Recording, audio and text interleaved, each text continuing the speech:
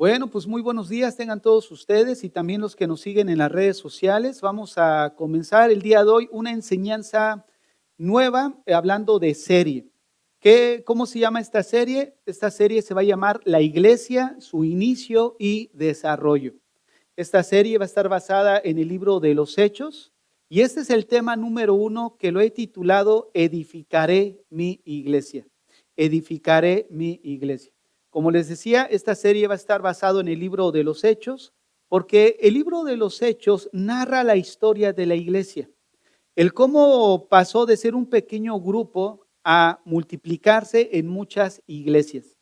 El libro de los Hechos narra el crecimiento, el desarrollo de la iglesia y cómo es que pudo lograrse bajo la supervisión y el control del Espíritu Santo. La persona del Espíritu Santo, vamos a ver que es muy recurrente en toda la narrativa del libro de los Hechos y lo vemos obrando en la iglesia. De ahí que el Señor dijera, yo voy a edificar mi iglesia, obviamente a través de la persona del Espíritu Santo. Ahora, como esta serie se va a tratar acerca de la iglesia, de su inicio y su desarrollo, es importante comenzar definiendo qué es iglesia. Y me gustaría comenzar por ahí. ¿Qué es iglesia? Miren, cuando la Biblia habla de la palabra iglesia, se refiere básicamente a dos cosas. Y esto es algo que nos va a ayudar mucho como iglesia local porque es un complemento de lo que estamos estudiando los domingos en las mañanas a las 10 cada 15 días, que es el estudio de la vida cristiana, y el estudio de los viernes, que tiene que ver precisamente en cómo Dios va a edificar a su iglesia. Edificar la iglesia no solamente conlleva la idea de que va a preservar su desarrollo y su crecimiento a través de la época o de los tiempos, sino al final implica también que va a edificar la vida de cada uno de nosotros. Y es ahí lo que estamos tratando los viernes. Cómo el Señor edifica la vida de nosotros como creyentes cuando atravesamos por desánimo, cuando atravesamos por depresión, cuando luchamos contra el miedo, cuando hay situaciones que vivimos como ciudadanos en un mundo caído y muchas veces nos hace falta esa palabra de aliento porque llegamos a pensar que Dios nos ha metido en esa situación porque Dios nos ha dejado de amar. Entonces, lo que estamos estudiando los viernes es precisamente eso. Cómo a través de toda esa situación no es que Dios te haya dejado de amar, sino que al final Dios está más ocupado en formar nuestro carácter a través de esas situaciones difíciles por las que atravesamos que en nuestra comodidad que pudiéramos nosotros buscar en ese momento. Entonces, esta enseñanza nos ayuda a enfocar ahora sí que cada eslabón tanto de estos tres estudios y va a formar una cadena sólida dentro de la iglesia local. Pero, ¿qué es iglesia? Miren, cuando la Biblia habla de la iglesia, como ahorita mencionaba, se refiere a dos cosas distintas. En primer lugar, a la iglesia universal. ¿Qué quiero decir con esto? A la iglesia universal nos hablamos de todas aquellas personas que se han arrepentido, que han sido regeneradas por Dios y que Él las ha perdonado. Todos ellos en todo el mundo donde se encuentren son parte de la iglesia. No quiero que se confundan cuando hablo iglesia universal, porque muchos pudieran decir, está hablando del catolicismo. No, la palabra católico significa universal, pero eso tiene otra idea en el contexto cuando surgió, ¿no? La finalidad es de que se llamó iglesia universal porque era para todos, no solamente para unos cuantos. Y todo lo que comienza bien termina mal, ¿no? En este caso así sucedió en ese concepto de la iglesia católica o iglesia universal, pero detrás de eso sí hay una idea fundamental. Hay una iglesia universal que la componemos todos aquellos que hemos sido perdonados por Dios, ya sea que viva en Japón, que viva en Sudamérica, que viva en Norteamérica, todos aquellos que han sido perdonados componemos la iglesia universal. Pero también cuando la Biblia habla de iglesia en el contexto local. Y cuando hablamos de iglesia local, nos estamos refiriendo a un grupo de personas que se congregan en una localidad específica. Por ejemplo, nosotros somos un grupo de personas que es parte de toda esta sociedad de Montreal. Sin embargo, solamente este grupo de personas nos ubicamos aquí en Vancouver. Ya está me olvidando dónde estamos ubicados. Aquí nos ubicamos aquí en esta localidad específica, con una membresía específica, con un liderazgo específico y nos reunimos generalmente una vez el primer día de la semana. Eso es una iglesia local. donde de todas esas personas que Dios ha perdonado a nivel mundial, Dios las ha colocado en una iglesia local para ser edificados a través de su palabra. Este concepto de iglesia no tiene nada que ver con la estructura, porque muchas veces venimos con esa idea, voy a la iglesia, ¿no? Oye, ¿a dónde vas? No, voy a la iglesia. Oye, ¿y qué queremos decir con eso? Que la iglesia es el lugar, pero el lugar no es la iglesia. El lugar es el local donde se congrega la iglesia, porque la iglesia eres tú y soy yo, no es la estructura. Entonces, el concepto de iglesia no tiene que ver con la estructura de un edificio. La iglesia la componemos nosotros, personas. Es un organismo vivo compuesto por personas redimidas por Dios. Entonces, ese concepto de que voy a la iglesia está mal dicho. ¿Por qué? Porque en realidad tú eres la iglesia, ¿no? O sea, vas a congregarte, ¿no?, con un grupo de hermanos que somos la iglesia, el primer día de la semana, la iglesia reunida, y entre semana somos la iglesia dispersa, pero al final no dejamos de ser iglesia. Ahora, si vamos a primera carta a los Corintios, capítulo 12, verso 12, pero les voy a leer la traducción lenguaje actual. Primera carta a los Corintios, capítulo 12, del 12 al 13. Vamos a darnos cuenta cómo describe precisamente la iglesia como una iglesia no hablando de cuatro paredes, sino hablando de personas. Dice primera carta a los Corintios 12, del 12 al 13. La iglesia de Cristo, observen, la iglesia de Cristo es como el cuerpo humano. Está compuesto de distintas partes, pero es un solo cuerpo. Entre nosotros, unos son judíos y otros no lo son. Ahora, fíjense cómo está hablando del cuerpo, que es la iglesia. Pero dice, entre nosotros somos judíos y otros no lo son. O sea que el cuerpo, que es la iglesia, está compuesto por personas. Dice en la lectura, algunos son esclavos y otros son personas libres. Esto se dice porque en el tiempo bíblico, la estructura del Imperio Romano estaba basada en la esclavitud. Y cuando vino el Evangelio no los llevó a decir, oye, pues es pecado que todo el mundo esté en esclavitud. No, incluso vemos instrucciones dadas al creyente que era esclavo, que sirviera para dar testimonio de Dios. Entonces, lo que trajo el Evangelio no trajo una revolución en el sentido, si eres esclavo vamos a ir en contra de eso. No, hay una estructura que ese entonces que era la esclavitud, y por eso hace mención, algunos son esclavos y otros son personas libres. En ese contexto había muchos esclavos que eran pastores y los amos eran las ovejas. Fíjense, y bueno, pues así se desarrollaba, ¿no?, el contexto de iglesia en ese momento. Ahora, regresando otra vez al verso 13. Entre nosotros, unos son judíos y otros no lo son. Algunos son esclavos y otros son personas libres. Pero todos fuimos bautizados por el mismo Espíritu Santo para formar una sola iglesia y un solo cuerpo. Fíjense, todos hemos sido bautizados. Esa idea de que ya estuvo una conversión en la vida de la persona y hay que esperar una segunda experiencia, que es recibir al Espíritu Santo, es antibíblica. Eso no es sostenible bíblicamente. Se ha acuñado por tiempo dentro de la iglesia, pero en realidad no. El texto dice que en el momento en que nosotros somos bautizados en Cristo, es en el momento en el que creímos en el Evangelio. Y ahorita vamos a ver eso.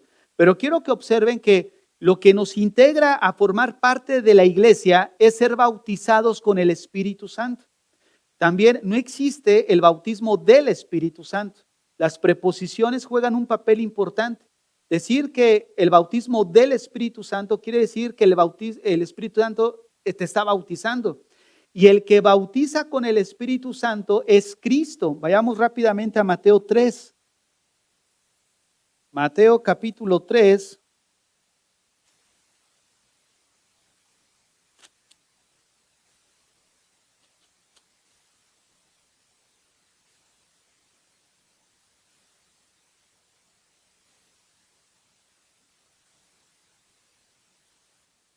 Mateo 3:11. Yo a la verdad os bautizo en agua para arrepentimiento, pero el que viene tras mí, cuyo calzado yo no soy digno de llevar, es más poderoso que yo. Él os bautizará en Espíritu Santo. ¿Quién es el que bautiza? Cristo. Entonces, una de las cosas que vemos es de que en el momento que una persona cree en el Evangelio, es introducida a formar parte del cuerpo. Termino el último versículo de 1 Corintios, que es el 13. Pero todos fuimos bautizados por el Espíritu Santo para formar una sola iglesia y un solo cuerpo. A cada uno de nosotros Dios nos dio el mismo Espíritu. Ahora vayamos a Efesios capítulo 1, verso 22, en la misma traducción. Efesios 1, 22 al 23. Dice así. Efesios 1, 22. Dios puso todas las cosas bajo el poder de Cristo y lo nombró jefe de la iglesia. Cristo es para la iglesia lo que la cabeza es para el cuerpo. Con Cristo, que todo lo llena, la iglesia queda completa. O sea, ¿quién es la cabeza de la iglesia? Es Cristo. Esto quiere decir que Él es la autoridad. Él es quien gobierna la iglesia. Ahora, aquí surge una pregunta. Bueno, si Cristo es la cabeza de la iglesia y nosotros hemos sido bautizados con el Espíritu Santo, la pregunta es, ¿en qué momento fuimos bautizados? ¿En qué momento pasamos a formar parte de la iglesia? ¿En qué momento ocurrió ese bautismo que también se puede conocer como el bautismo espiritual? Bueno, si vamos a Efesios capítulo 1, verso 13, Efesios 1:13 en Reina Valera 1960, Efesios 1:13, vean en qué momento se lleva a cabo este bautismo. Efesios 1 del 13 al 14. En él también vosotros, habiendo oído la palabra de verdad, el evangelio de vuestra salvación, y habiendo creído en él, que dice, fuiste sellados con el Espíritu Santo de la promesa. ¿En qué momento una persona es bautizada? En el momento que cree para salvación. En el momento que escucha el Evangelio y en ese momento es contristado por el Espíritu Santo y se arrepiente, en ese momento el Espíritu Santo viene a su vida, es bautizado con el Espíritu Santo y entonces somos formados o introducidos al cuerpo que es la iglesia. 1 Corintios 12:13. Por un mismo Espíritu fuimos todos bautizados en un mismo cuerpo, dice la Reina Valera 1960. Por un mismo Espíritu fuimos todos bautizados en un solo cuerpo. O sea, hemos sido introducidos a un cuerpo. Entonces, en ese sentido podemos ver que todos nosotros en esta mañana que estamos aquí, escuchamos el Evangelio de nuestra salvación en un día específico. Todos en un momento distinto, pero en ese momento que escuchaste el Evangelio, procediste a arrepentirte, a ponerte a cuentas con Dios y el Espíritu Santo vino a tu vida y en ese momento formaste a ser parte de ahora en adelante dentro de la iglesia. Por eso les decía en las 10 de la mañana, oye, si una persona está compartiendo el Evangelio y en este sentido la persona a la que le estás compartiendo te dice, no, es que yo no quiero ir a la iglesia. ¿Por qué? Porque está llena de hipócritas y está lleno de esto. Entonces muchos dicen, bueno, no te invito a una iglesia, te invito a que vengas a Cristo. Bueno, por querer hacer algo bien, estamos haciendo peor. Porque estamos diciendo a la persona que puede tener una relación con el Salvador, pero es decir, pero no quiero nada con tu novia. ¿Qué es la iglesia? La iglesia es la novia del Señor. Ahora, ¿cómo puedes amar al Señor y no amar a su novia? ¿Cómo puedes amar al Señor y no querer relacionarse con aquella novia por la que Él murió? ¿Te imaginas que, no sé, a una pareja le digas, oye, hermano, te invito a mi casa? Oh, claro, ¿y a qué hora llego? A las 6. Pero ¿sabes qué? No traigas a tu esposa. Pues así hacemos cuando decimos, te invito a Cristo, pero no importa que no quieras nada con su novia. Imagínate nada más. Entonces, de ahí que el hecho de decir, te invito a la iglesia, te invito a Cristo, aunque no tengas nada que ver con la iglesia, es un error. Porque lo estamos llevando a amar al Señor, pero no amar a su iglesia. Una iglesia que la componemos cada uno de nosotros. Por eso aquellas personas que dicen, no, es que la iglesia está llena de hipocresías, bueno, pues bienvenido, ¿no? Siempre hay lugar para uno más. ¿Por qué? Porque entramos todos a formar parte de esta iglesia y somos parte de ella. Entonces, ¿cómo podemos atacar a la misma iglesia a la cual nosotros mismos pertenecemos en el momento en el que nos arrepentimos y en el momento en el que fuimos bautizados con el Espíritu Santo, formamos parte de la iglesia? Entonces, en ese sentido podemos ver que la iglesia no es una estructura, no es el edificio, somos personas redimidas por parte de Dios. Por otro lado, la iglesia no es una invención del hombre.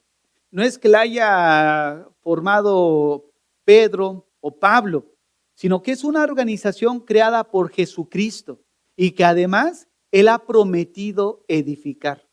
Vamos a Mateo capítulo 16, del 13 al 20, donde es el texto de precisamente donde sale el nombre de esta enseñanza: edificaré mi iglesia. Ahora, vamos a leer del 13 al 20, pero en el transcurso de la lectura quiero que ustedes le pongan sentido a lo que está hablando. Porque este es un pasaje que ha levantado mucha controversia entre la Iglesia Católica y el cristianismo, ¿no? E incluso también en la manera de ser interpretado por muchos cristianos. Pero quiero que leamos y ir poniendo sentido para ver qué es lo que dice el texto. Dice el verso 13: viniendo Jesús a la región de Cesarea de Filipo, preguntó a sus discípulos diciendo: ¿quién dicen los hombres que es el Hijo del Hombre? Ellos dijeron: unos Juan el Bautista, otros Elías y otros Jeremías o alguno de los profetas. Él les dijo: ¿y vosotros quién decís que soy yo? Respondió Simón Pedro, dijo: tú eres el Cristo, el Hijo del Dios viviente.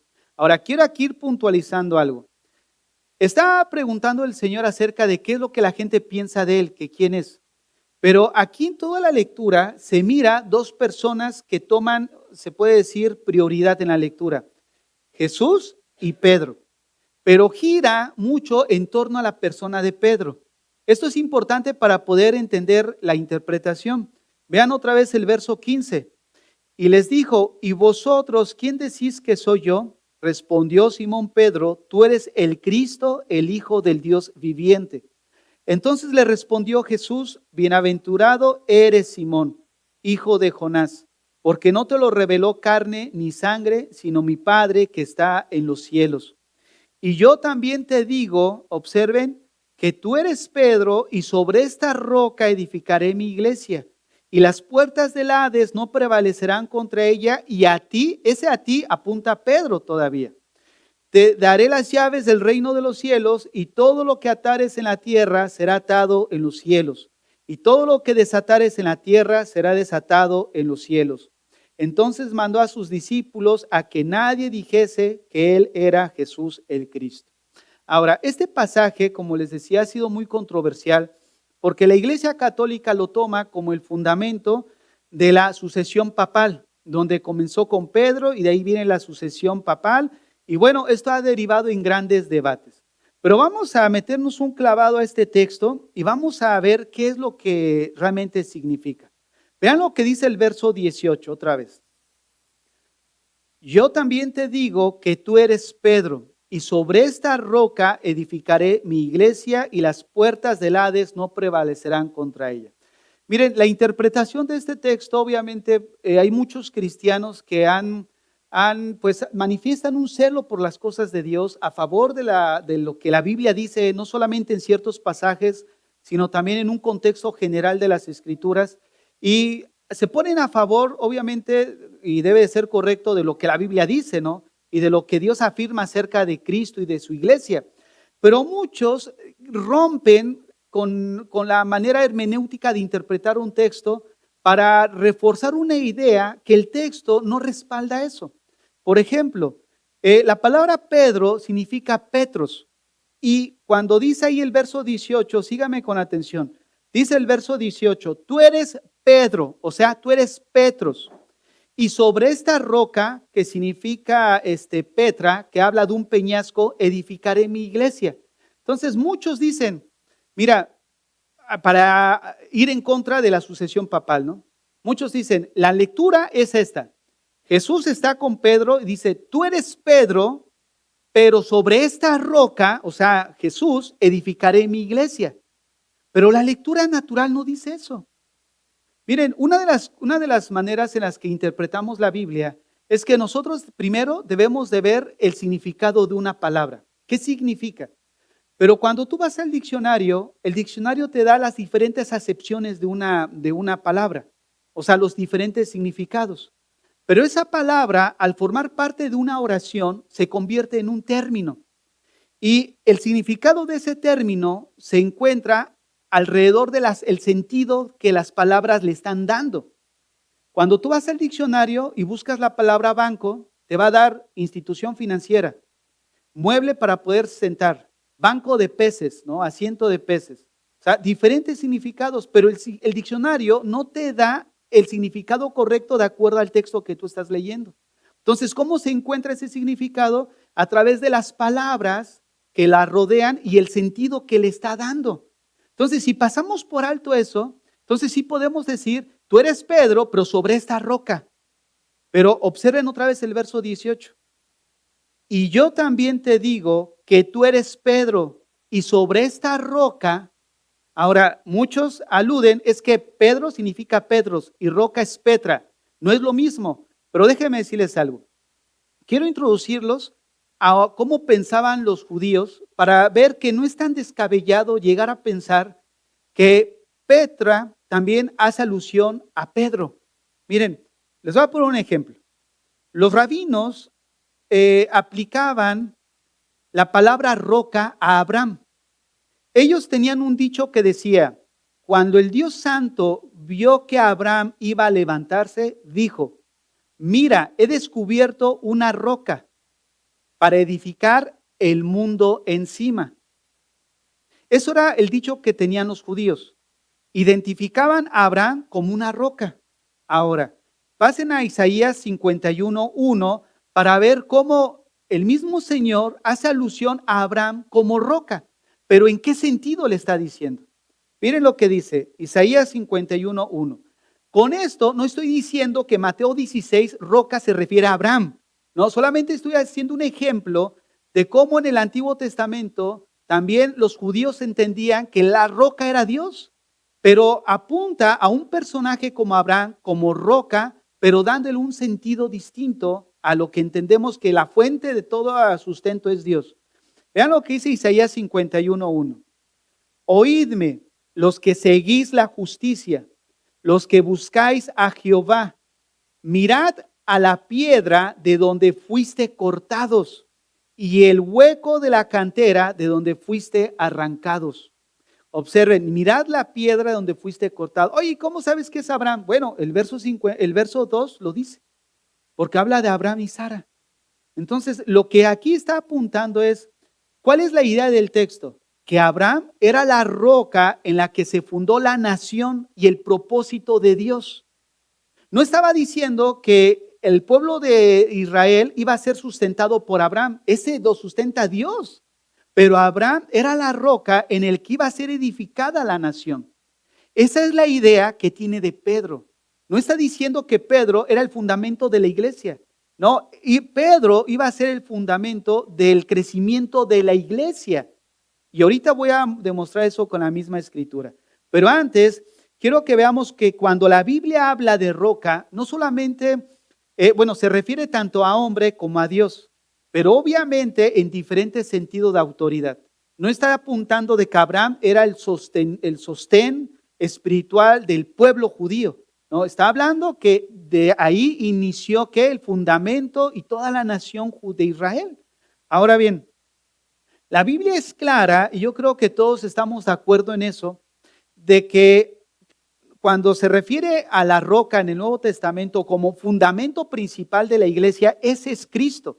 Cristo es la piedra angular de la iglesia. Vamos a ver algunos textos. Primera de Pedro 2, del 4 al 8. Vamos a ver algún contexto general y después aterrizar otra vez a Mateo 18. Primera de Pedro, capítulo 2, verso 4 al 8. Miren, yo les comento esto porque al inicio yo crecí también con esa idea, no les soy honesto. Yo pensaba, Y yo incluso la llegué a enseñar. No, es que la Biblia dice que tú eres Pedro, pero yo soy Petra, ¿no? Pero una vez me puse ahí en el sentido de investigar y me encontré con una persona que era un católico que de alguna manera era como un apologista. Y él empezó a tomar este texto y empezó a aplicar todas las leyes de hermenéutica que a mí me habían enseñado. Y él mismo decía, ¿cómo es posible que los cristianos den este tipo de interpretación si su misma regla de hermenéutica no apunta, no apunta a que sea Cristo? Y me confronté realmente con una realidad. Y con eso no estoy diciendo que yo me vuelva católico, no, sino que muchas veces en nuestro celo por defender algo, pasamos por alto lo que hemos enseñado respecto a cómo se estudia la Biblia, y cuando tiene que ver para defender algo, nos vamos con el celo y no nos apuntamos directamente con el texto. El hecho de que lo que voy a presentar, de que Pedro se refiere a Jesús a que sobre él iba a edificar su iglesia, no le está restando autoridad a Dios, ni está cambiando nada de lo que nosotros entendemos como iglesia. Simplemente estamos aterrizando realmente a una interpretación correcta y que en este sentido tampoco esté favoreciendo la idea de la iglesia católica.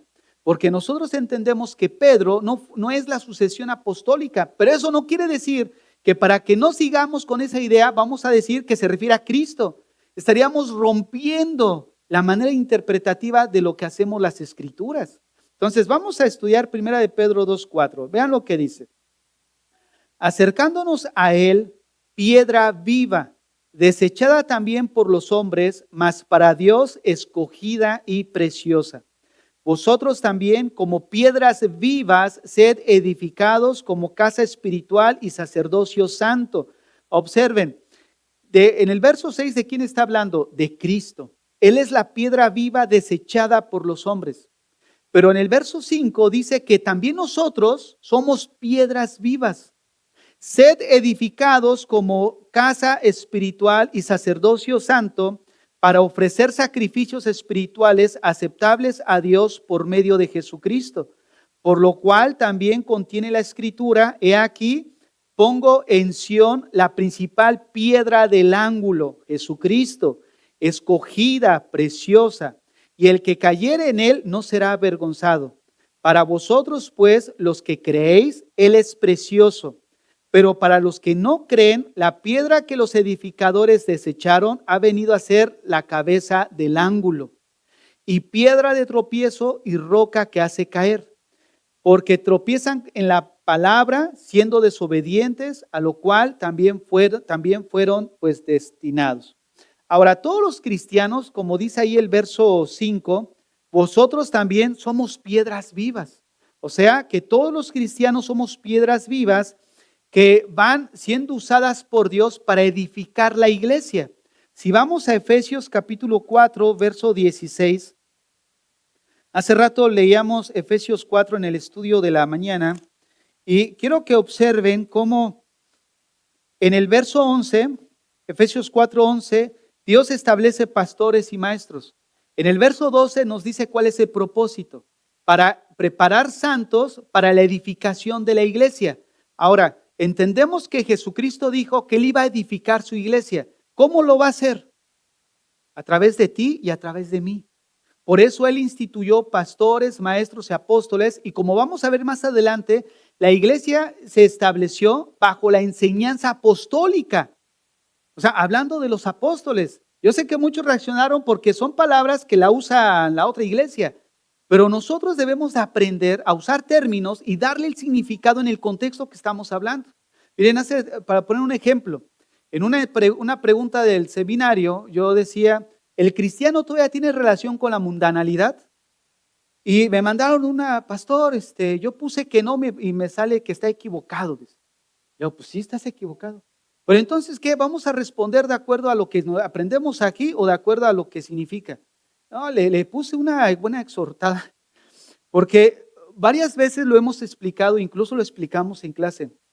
Oye, ya vas en el módulo 3 y empezar a identificar otra vez esas cosas de que son doctrinas fundamentales que ya estudiamos, ya no es aceptable. ¿Por qué? Porque Mateo 6 se divide en dos partes. Mateo 6 del 1 al 18 se refiere al cristiano con su vida piadosa. La oración, la piedad, todo tiene que ver con la palabra. Pero del versículo 18 hasta terminar todo el capítulo, hace referencia del cristiano con la mundanalidad. Mundanalidad, para nosotros lo identificamos con pecado. Vea el diccionario. ¿Qué significa mundanalidad? Mundanalidad se refiere a todas las cosas terrenales. ¿Qué quiere decir? Que voy a un mall que está aquí en la tierra y que el mall no es cristiano. Voy a una escuela, o mis hijos van a una escuela que está aquí en la tierra, pero que no es cristiana. Ahora, ¿el cristiano tiene relación con la mundanalidad? Sí, porque estamos en un mundo caído, no estamos hablando que tú estés pecando. O sea, ¿qué significado le estamos dando? El contexto. Si nosotros no cambiamos nuestra manera de ver y estudiar las escrituras, yo le decía a los hermanos, estamos dando vueltas y no estás en línea recta. Si tú estás aquí, pero estás respondiendo de acuerdo a tu manera de asumir cómo son las cosas y no vas cambiando tu manera de estudiar, pues estás en círculos nada más, no vas a avanzar. Estás pasando de noche, no estás cambiando tu manera de pensar, de ver las escrituras. Y este es un caso en el que podemos mencionar que es similar. Ahora, regresando a Efesios, entonces vemos que en el verso 11 Dios estableció pastores, maestros, evangelistas. En el verso 12, Él nos habla cuál es el propósito, perfeccionar a los santos. Estos santos se refiere a un grupo de hermanos dentro de la iglesia que el pastor va a capacitar para edificar a la iglesia. ¿Cómo lo sabemos? Mira el texto. A fin de perfeccionar a los santos para la obra del ministerio. Y observa, para la edificación del cuerpo. ¿Quién es el cuerpo? La iglesia. Entonces, ¿de qué está hablando? De que los pastores capacitan un grupo de santos para edificar la iglesia. Pasa rápidamente al verso 16. De quien todo el cuerpo, que es la iglesia, los redimidos, bien concertado y unido entre sí, por todas las coyunturas que se ayudan mutuamente, según la actividad propia de cada miembro. O sea, la actividad propia de cada miembro ya te involucró a ti y a mí. No puedes decir, bueno, yo estoy cómodo aquí solamente recibiendo. No, tú estás en la iglesia, Dios te capacitó, Dios te dotó, te dio dones y capacidades. ¿Para qué? No para estar ahí nada más verte bonito, sino para edificar. Mira lo que dice el texto. Recibe su crecimiento para ir edificándose en amor. Dios prometió edificar a su iglesia, que implica dos ideas: preservarla, su inicio y su desarrollo. A través de toda la historia, lo único que ha continuado es la iglesia de Cristo. El único de filosofía, de entendimiento, de doctrina, ¿no? Perseverado hasta el tiempo, la iglesia de Cristo, porque Él prometió edificarla, o sea, conservarla. Pero también conlleva la idea de que la iglesia, que somos personas, Dios nos va a edificar. ¿Cómo nos va a edificar? A través de su palabra, pero a través también del hermano que está a tu lado, del maestro que va a hablar la palabra de Dios, del pastor que está predicando. Entonces nos va a edificar, nos edificamos mutuamente entre nosotros. Ahora bien, una vez que hemos explicado esto, nosotros como cristianos entendemos lo que dice 1 Corintios 3:11. Vayamos rápidamente ahí. Entonces, es claro que Cristo es el verdadero cimiento de la iglesia. Vean lo que dice 1 Corintios 3:11. Porque nadie puede poner otro fundamento que el que está puesto, el cual es Jesucristo. Jesucristo es el fundamento principal de la iglesia. Él es la roca, la piedra angular. Todos lo entendemos. Pero entonces, ¿qué quiere decir con que tú eres Pedro y sobre esta roca edificaré mi iglesia?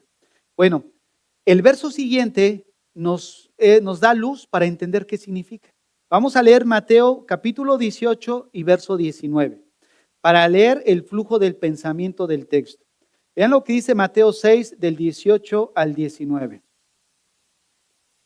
Y yo también te digo que tú eres Pedro, y sobre esta roca edificaré mi iglesia, y las puertas del Hades no prevalecerán contra ella. Y a ti te daré las llaves del reino de los cielos. Y a ti te daré las llaves del reino de los cielos. Miren, el verso 18, cuando dice el texto de que tú eres Pedro y sobre esta roca edificaré mi iglesia, esta frase de "y sobre esta roca", el flujo natural de la lectura apunta a Pedro. Pedro como roca, Dios, o como fundamento de la iglesia, de inicio, así como Abraham, que iba a ser el desarrollo del pueblo judío, está asumiendo que también Pedro lo va a hacer y sobre él iba a edificar su iglesia. ¿Cómo lo sabemos? Porque a él le está dando las llaves del reino. Miren, si asumir que sería indebido decir que Pedro es la roca, también sería asumir que es indebido que el Señor le hubiera dado las llaves. Porque según Apocalipsis, el que tiene las llaves de David, ¿quién es? Es Jesucristo. Porque las llaves significa autoridad.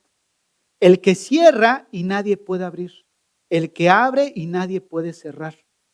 Entonces, el único que tiene esa autoridad es Cristo.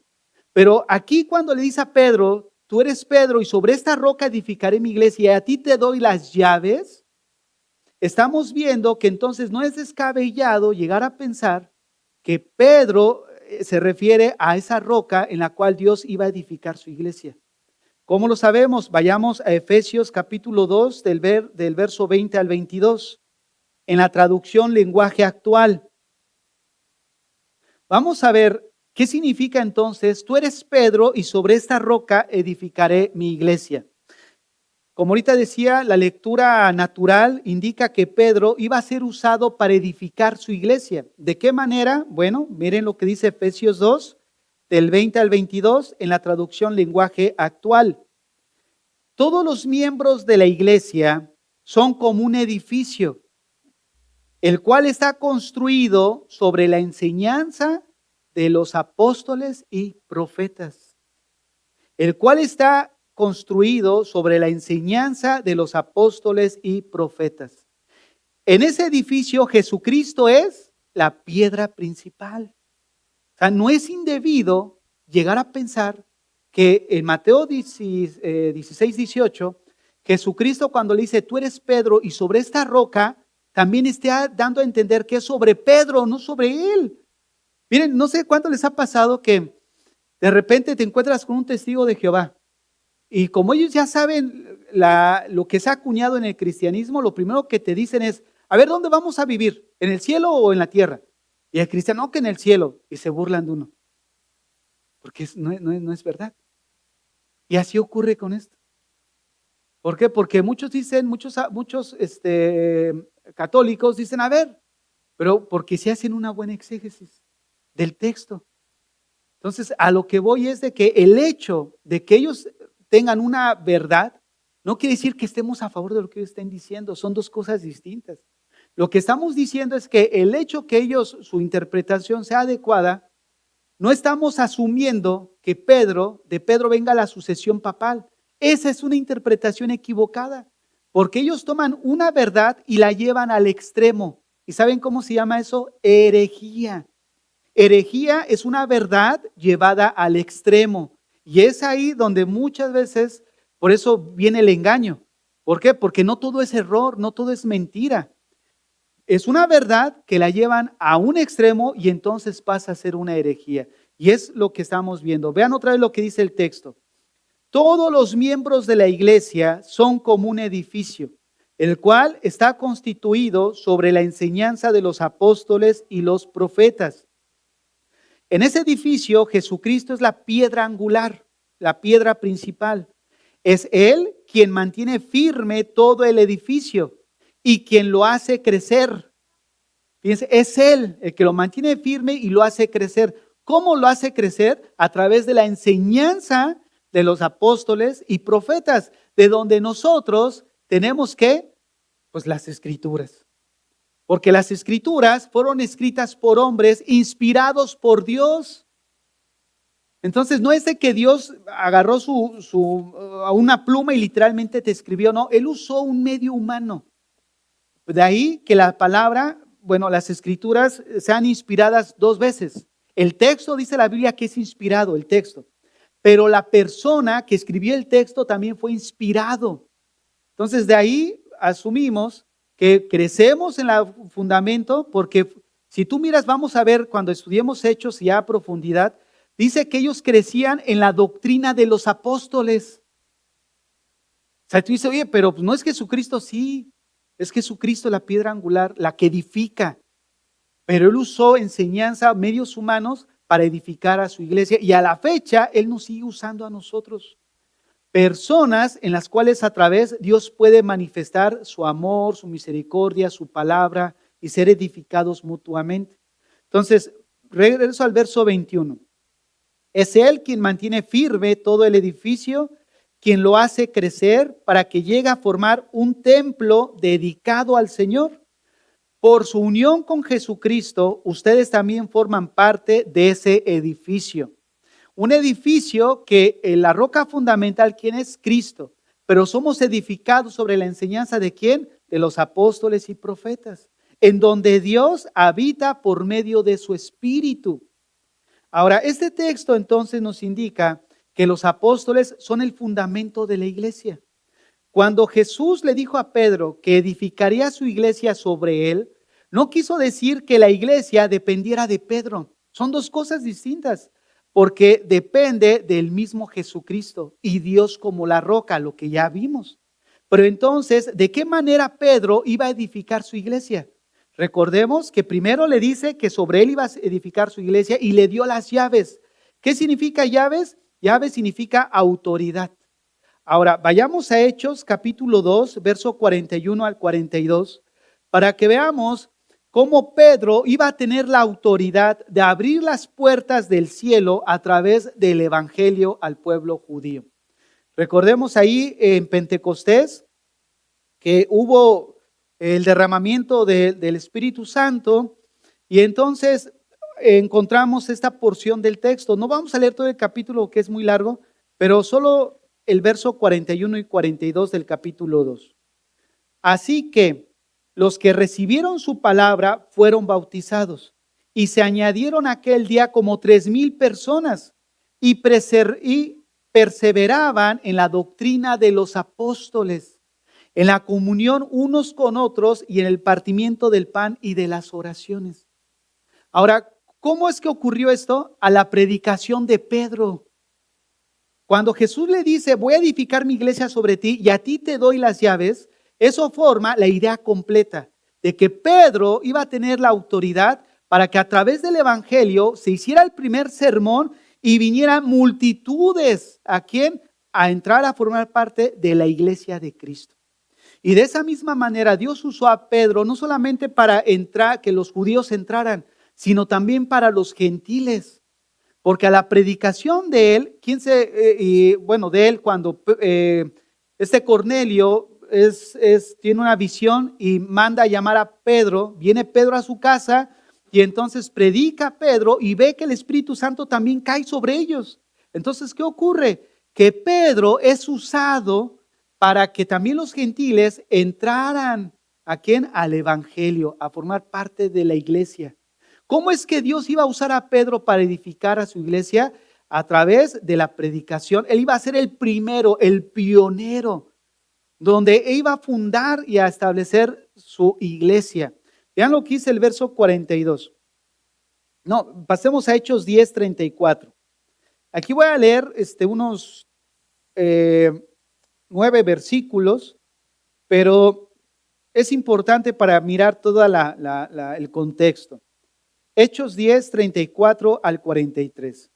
Entonces Pedro, abriendo la boca, dijo, en verdad comprendo que Dios no hace acepción de personas, sino que en toda nación se agrada del que le teme y hace justicia. Dios envió mensaje a los hijos de Israel, anunciando el evangelio de la paz por medio de Jesucristo. Este es Señor de todos. Vosotros sabéis lo que se divulgó por toda Judea, comenzando desde Galilea después del bautismo que predicó Juan. Ahora, esto lo está diciendo ya en casa de Cornelio, verso 38. Cómo Dios ungió con el Espíritu Santo y con poder a Jesús de Nazaret, y cómo éste anduvo haciendo bienes y sanando a todos los oprimidos por el diablo, porque Dios estaba con él. Y nosotros mismos somos testigos de todas las cosas que Jesús hizo en la tierra de Judea y Jerusalén, a quien mataron colgándole en un madero. A este levantó Dios al tercer día e hizo que se manifestase, no a todo el pueblo, sino a los testigos que Dios había ordenado de antemano, a nosotros que comimos y bebimos con él después que resucitó de los muertos. Y nos mandó que prediquésemos al pueblo y testificásemos que él es el que Dios ha puesto por juez de vivos y muertos. De este dan testimonio todos los profetas, que todos los que en él creyeren recibirán perdón por sus pecados. Y acto seguido, si tú continúas la lectura, viene el Espíritu Santo sobre ellos. Y después en Hechos 15 nos vamos a encontrar que viene el primer concilio, donde Pedro precisamente utiliza este testimonio de que fue usado por Dios para hablar a los gentiles, para que en ese momento se estableciera lo que se iba a resolver en ese primer concilio. Pero ¿a qué vamos? Que Dios utiliza a Pedro y le da las llaves para que a través del evangelio él tenga la autoridad de que a la predicación del evangelio entraran muchos al reino de los cielos. No quiere decir lo que se enseña en la iglesia tradicional, que allá está Pedro con las llaves y ahí va a abrirle, ¿no? Y Pedro, déjame pasar. No tiene que ver nada con eso. Tiene que ver con la autoridad que viene a través del evangelio para que a la proclamación las personas entren al reino de los cielos a través del arrepentimiento. Entonces, la promesa de que Pedro usaría las llaves del reino quería decir que él sería el encargado de abrir la puerta de Dios a miles y miles de personas en los días que iban a venir. Pero en este sentido, no es solamente Pedro el que tiene las llaves del reino, sino también cualquiera de nosotros. Cuando predicamos el evangelio, en ese momento el evangelio es autoridad. La autoridad no la tenemos nosotros. La autoridad viene a través del evangelio cuando es predicado, y la autoridad del evangelio en el sentido que una vez que es proclamada, las personas proceden al arrepentimiento y pueden entrar al reino de los cielos. Entonces, Jesús le está prometiendo a Pedro que va a edificar su iglesia sobre él, en ese sentido. Fue en ese sentido que Jesús usó a Pedro para edificar, reunir y fortalecer su iglesia. De hecho, cuando entremos a estudiar Hechos, vamos a dividirlo en 3 secciones y vamos a ver que en general vemos dos figuras a lo largo de todo Hechos. Los primeros capítulos vemos a Pedro que toma la preeminencia. Pero ya pasando en la segunda mitad de Hechos, ahora es Pablo quien toma la preeminencia. ¿Por qué primero Pedro? Porque fue él a quien el Señor le dio esta promesa. Entonces, el libro de los Hechos vemos precisamente con claridad cómo Jesucristo edificó a su iglesia y la sigue edificando hasta nuestros días. Entonces, ¿qué podemos decir? Que Mateo 16, 18, Jesús promete edificar a su iglesia y que las puertas del Hades no prevalecerán en contra de ella.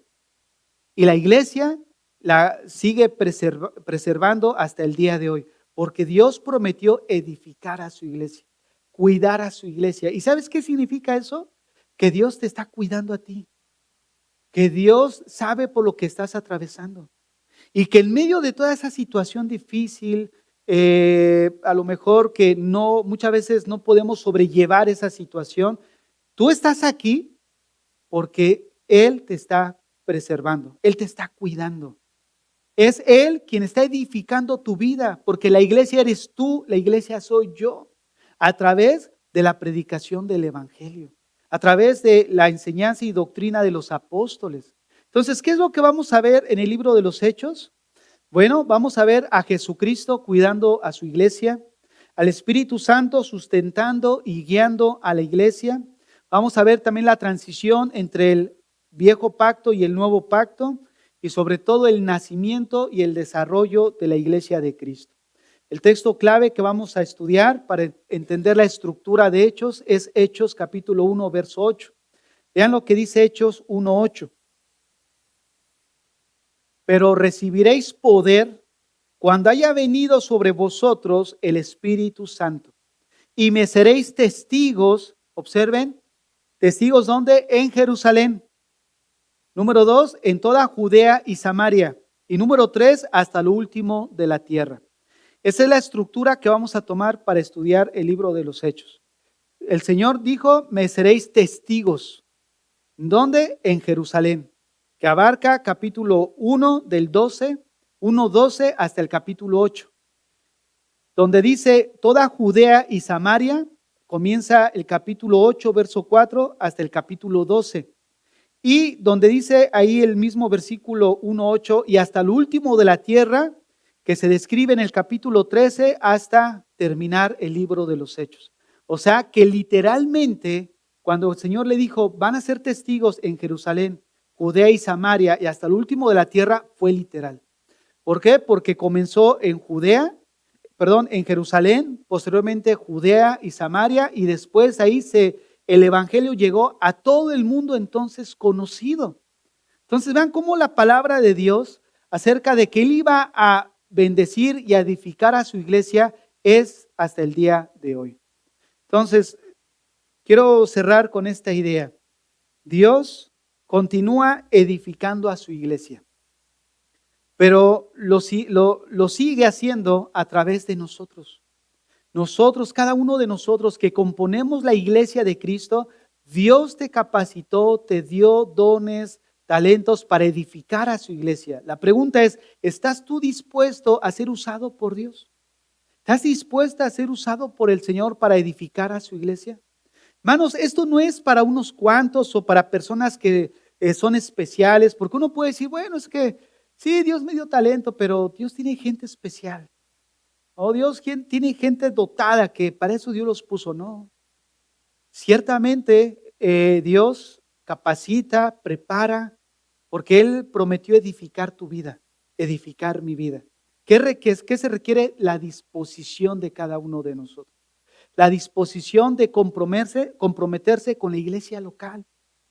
Dios espera que cada uno de nosotros nos involucremos en su iglesia a través de una iglesia local para llevar a cabo y comunicar el evangelio y de esa manera que todos seamos edificados.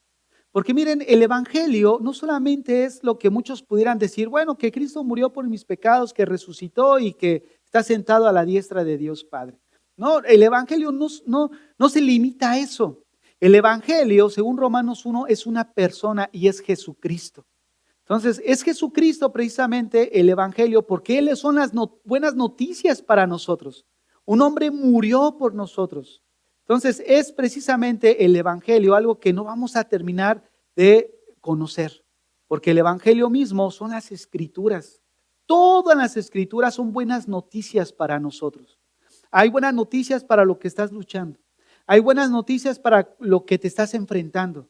Que tengo temor, hay buenas noticias para eso. Que estoy deprimido, hay buenas noticias para eso. Que estoy desanimado, hay buenas noticias para eso. Que vivo enojado, hay buenas noticias para eso. Eso es el evangelio, buenas noticias. La situación es que no venimos a la iglesia. ¿Por qué? Porque quieren tener una relación con el Señor, pero no quieren a su novia. ¿Cómo puedes no tener relación con la novia del Señor? Porque es ahí donde vamos a ser edificados. Es en la iglesia donde vamos a ser instruidos, capacitados por Dios. Entonces, Dios te está esperando. Está esperando a que te sumes. Súmate. No tengas miedo. Quema tus barcos como Cristóbal Colón, que dice la historia que cuando conquistó América, él quemó la Niña, la Pinta y la Santa María. Él quemó sus barcos porque muchos cuando vieron ya la situación pensaban regresarse. Y él dijo, no, mandó a quemar los barcos para que ninguno se le regresara. Hermano, quema tus barcos. Ya estás aquí, estás dentro de la iglesia. Eres parte del cuerpo de Cristo. Ahora Dios espera de ti que te sumes. Porque esto no es opcional. Esto no es, bueno, pues voy a mirar, voy a ver. No, el Señor eso es lo que espera de cada uno de nosotros. Él dijo y prometió edificar su iglesia. Y Él lo ha hecho y lo seguirá haciendo. Porque es la única institución humana que nunca va a ser destruida. Porque Él prometió cuidarla. Y eso incluye a ti y me incluye a mí. Cierra tus ojos ahí donde estás.